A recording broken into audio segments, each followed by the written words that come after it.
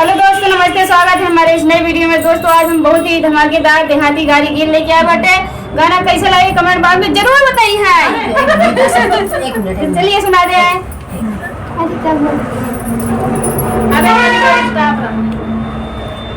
Hello, ऊपर से touch करो। हाँ बेटा। अच्छा दुल्हा काहे होवेला अपन बाही खोजेला। दुल्हा काहे रोवेला अपन बाही खोजेला। तोहर बाही निहेरानी आई रानावा में। तोहर बाही निहेरानी आई रानावा में। तू तारोवेला बेकार तोहर बाही निशिनार। तू तारोवेला बेकार तोहर बाही निशिनार। नौवाले कर सुतल राल खारी हनवा में। नौवाले कर सुतल राल खारी हनवा में।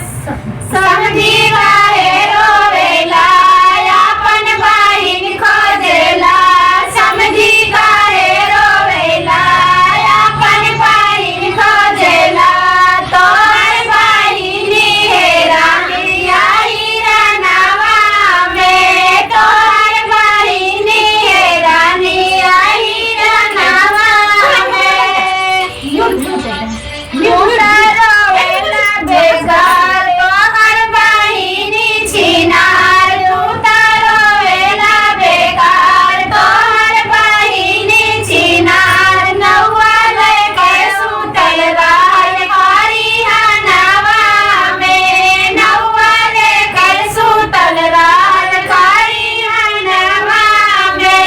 रघुआ काहे रोवेला अपन बहिन खोजेला।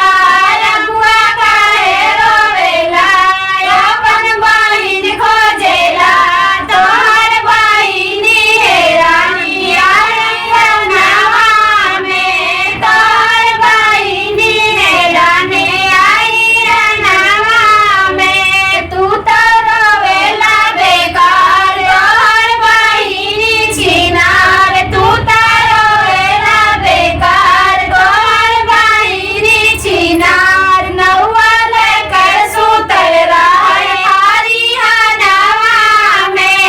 नौवा लेकर सुतल रहल खारी हनवा में। दोस्तों गाड़ी गीत कैसे लगे कमेंट बॉक्स में जरूर बताइएगा।